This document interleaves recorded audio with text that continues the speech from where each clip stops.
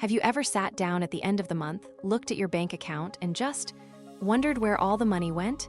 You worked hard. You tried not to spend too much. But somehow, when the month ends, there is almost nothing left to save.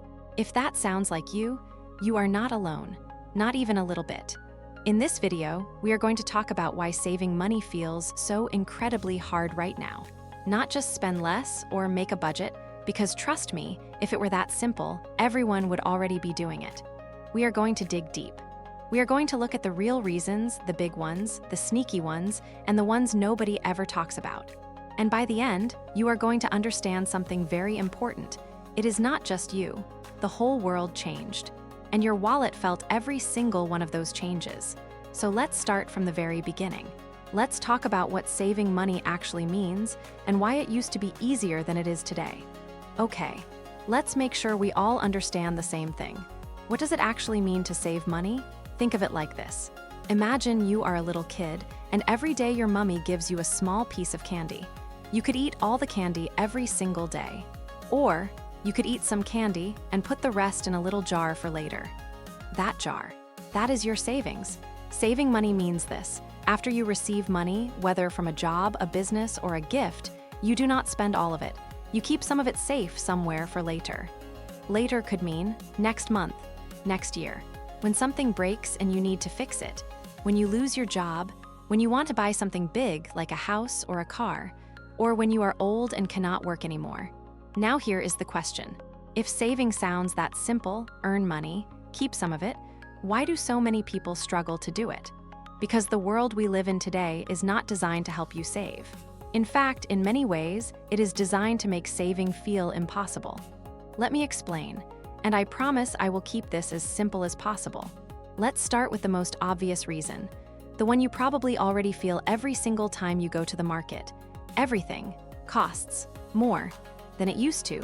A few years ago, you could go to a shop and buy bread, eggs, rice, and something for dinner, and come home with change.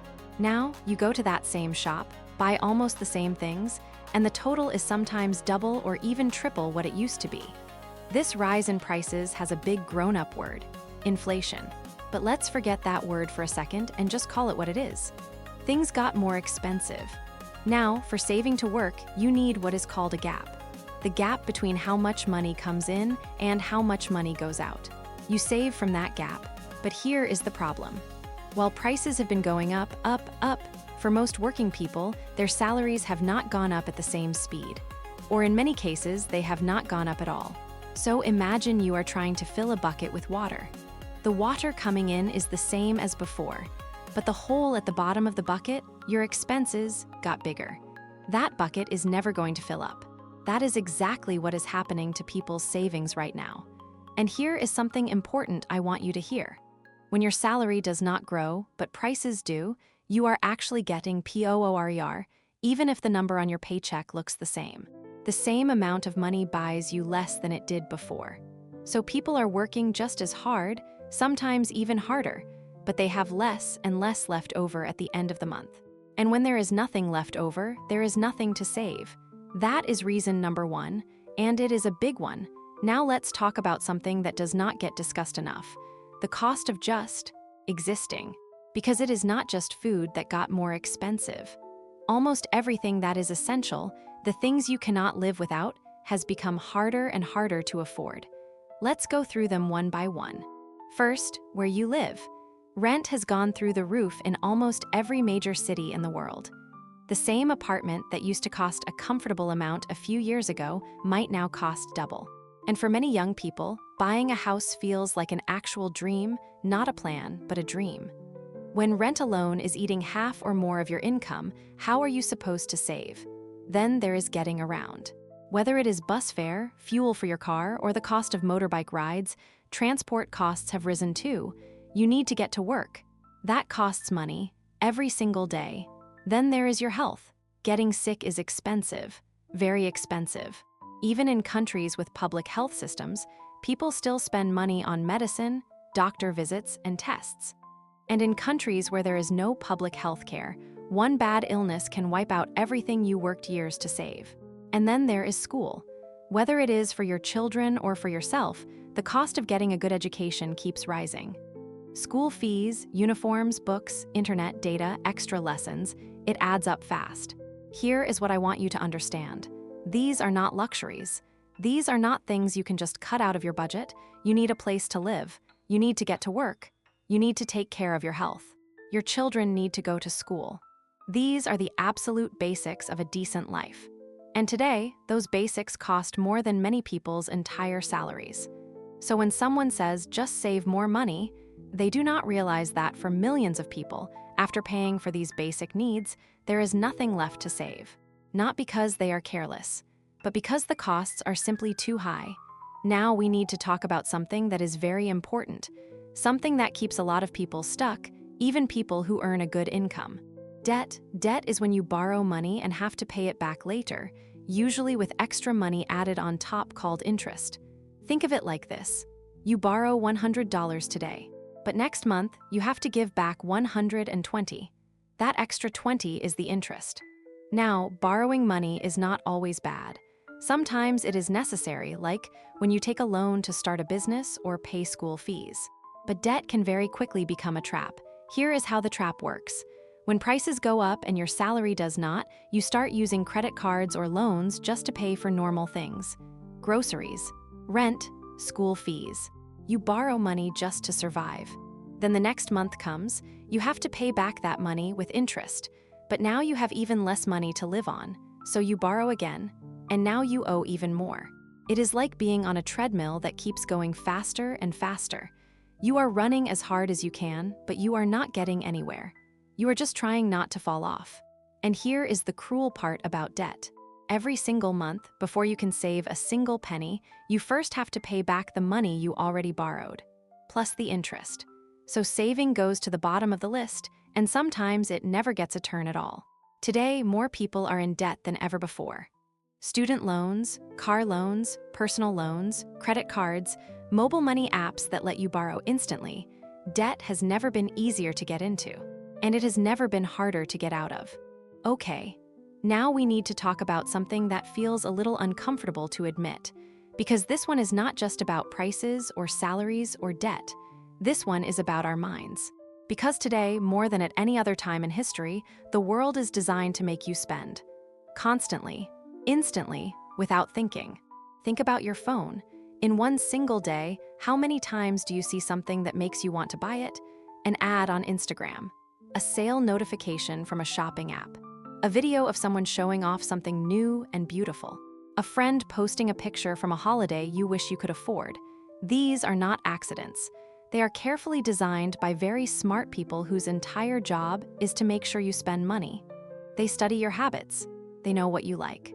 They know when you are sad, when you are bored, when you are feeling left out. And they show you exactly the right thing at exactly the right moment. There is even a name for the feeling that makes you buy things right away. FOMO, fear of missing out. If you do not buy this now, it will be gone. If you do not have this thing, everyone else will have it and you will be left behind. That feeling is not natural. It was put there on purpose. And here is something else that makes this harder. Social media has made it very easy to compare your life to other people's lives. But what you see online is not real life. You are seeing the very best moments of other people, carefully chosen and edited to look perfect. Nobody posts a picture of their empty fridge or their unpaid bills. They post their new shoes, their birthday dinner, their holiday. And you look at that and feel like your life is not enough. And so you spend money to try to catch up to a life that does not actually exist. So saving becomes even harder when your mind is being pulled in 100 different directions, all shouting, spend, spend, spend. There is one more reason why saving is so hard. And this one is the one people talk about the least, but I think it might be the most important one. When you are struggling with money, when every month feels like a fight just to survive, it changes the way your brain works. Scientists have done studies on this, and what they found is powerful. When people are under a lot of financial stress, when they are always worried about how to pay the next bill, their brain gets what scientists call a bandwidth problem. Think of your brain like a phone. A phone can only do so many things at once before it slows down. When you have too many apps open, the phone gets slow, it freezes, it makes bad decisions. For people under financial stress, their brain is always running one very heavy app in the background. Worry about rent. Worry about food. Worry about school fees. That worry takes up so much space that there is less room for thinking clearly, planning ahead, or making good financial decisions. So a person who is poor, not because they are lazy or stupid, but because they are exhausted from trying to survive, makes different choices than someone who is comfortable and not under that kind of pressure. This means that if you have ever made a bad money decision when you were stressed or desperate, that does not make you a bad person. It makes you a human being whose brain was working under conditions no brain was meant to work under all the time. And this is why simply telling people, just save more without addressing why they cannot save, is not just unhelpful, it is actually unkind. Okay, I know that was a lot. Some of it was heavy. And I want to be very honest with you, I am not going to end this video by telling you that saving is easy if you just try harder. Because it is not. And anyone who says it is, has probably never been truly broke. But I do want to share some real, honest things that can help, even in small ways, even if you are starting from zero. The very first step is the one most people skip. Write down, honestly, how much money comes in each month. And then write down honestly how much goes out. Every single thing. Food, transport, phone data, loans, school fees, everything. Most people are scared to do this because they do not want to see the truth. But you cannot fix what you cannot see. The numbers are not going to judge you. They are just going to show you what is actually happening. Once you can see where your money is going, look for the small things that are draining it quietly.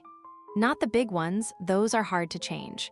Look for the small things, the subscriptions you forgot about, the daily snack that adds up to a lot over a month, the impulse purchases after midnight scrolling on your phone. These small leaks add up. Fixing even one or two of them can create a small gap, and that gap is where saving begins. Here is one of the most powerful money habits that exists. The moment money comes in, move even a tiny amount into a savings account before you start spending. Even if it is $200, even if it is $50, before anything else. Why? Because if you wait to save what is left after spending, there is almost never anything left. But if you save first, even a little and then spend the rest, that saving actually happens. This one is hard in the age of social media, but it is so important. Stop measuring your life against what you see online. The person with the nice car might have a loan they can barely pay. The person on holiday might have gone into debt for that trip. Your only competition is the version of yourself from last month. Are you a little more secure than you were? Then you are winning. Here is a way to think about saving that I love. Every time you save money, you are sending a gift to your future self. That version of you, the one who might face a crisis, or want to start something new, or finally be ready to buy that big thing, will be so grateful that you started today, even if it was small. Your future self cannot come back and tell you to start. They are waiting. Save something for them. We covered a lot, so let me remind you quickly of everything we talked about.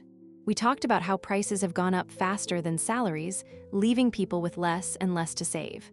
We talked about how the basic costs of life, housing, transport, healthcare, education, have all become harder to afford. We talked about how debt traps people in a cycle that makes saving feel impossible. We talked about how the entire digital world is designed to make you spend, not save. And we talked about how financial stress changes the way your brain works, making good decisions even harder. None of this is your fault, and none of it means you are stuck forever. Change is possible, not overnight. Not by reading one book or watching one video. But one small decision at a time, one honest look at your numbers at a time, one tiny saving at a time. The world made saving hard. That is real. But you are still here. You are still trying. You watch this whole video because you care about your financial future, and that already puts you ahead of most people. So whatever your starting point is, start. Start small. Start today. I really hope this video helped you. If it did, please share it with someone you care about, because there are so many people out there who are struggling silently, wondering what is wrong with them, when the truth is that the system around them is just really, really hard. Like, subscribe, and I will see you in the next video. Take care of yourself. And remember, you are not failing. You are fighting. Keep going.